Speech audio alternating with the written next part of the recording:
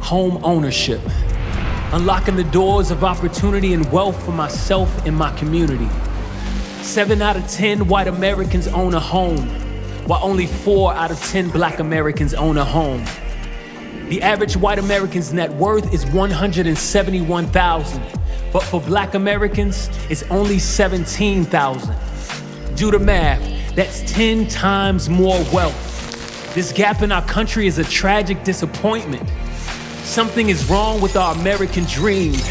After 246 years of enslaving Africans, followed by 154 years of systematic oppression, are we surprised with these results? Just like any other American, I want to own a home, leaving a legacy for my family and community.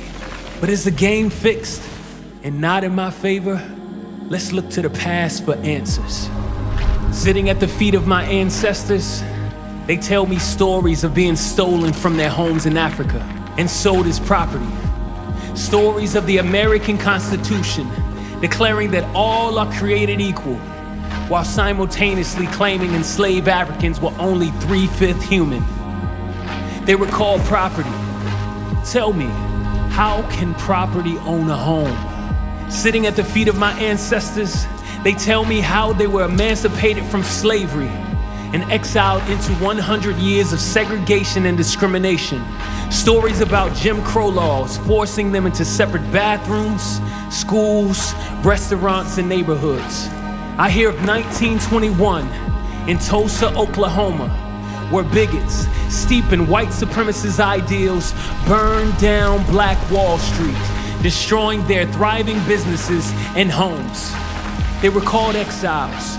Tell me, how can exiles own a home? Sitting at the feet of my ancestors, they tell me how they were quarantined like a disease after the Great Depression.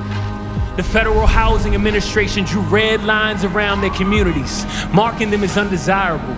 They share painful memories of banks denying them credit and then being sold crooked contracts by predatory lenders. And in 1926, the Supreme Court allowed white Americans to ban them from purchasing homes on their street. They were called a disease.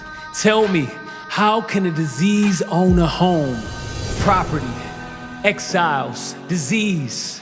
If that's how our ancestors were seen, how could they win? The game was fixed, but from the ashes they rose as people, not property, as citizens, not exiles, as healing, not a disease. Harriet Tubman knew she wasn't property, freeing the enslaved from physical and mental bondage on the Underground Railroad. Frederick Douglass knew he wasn't an exile, declaring that to have a home, one must have a country. Dr. Martin Luther King Jr. knew he wasn't a disease, preaching healing and then losing his life in a fight for civil rights, economic equality, and fair housing. The week after his assassination, the Fair Housing Act was signed into law, making it illegal to keep Black Americans, like my grandparents, from owning homes. Tubman, Douglass, King, they started this battle for true liberty and justice for all.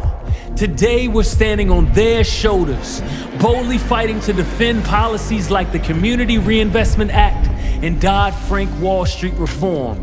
Laws that are helping close the devastating wealth gap created by America's transgressions of slavery, Jim Crow, and redlining. So as a black person in America, grabbing the keys to home ownership, I open the doors of opportunity and wealth for myself and my family.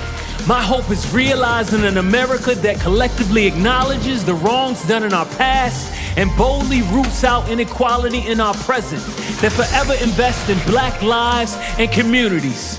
A solid foundation has been established, but much is left to build. Our generation, empowered by honest lenders and protected by federal laws, can create wealth and close the gap. Because America is our country. This is our home, and it is our time to rise. Into a daybreak miraculously clear, I rise, bringing the gifts that my ancestors gave. I am the hope and the dream of the slave. And so, naturally, There I go rising.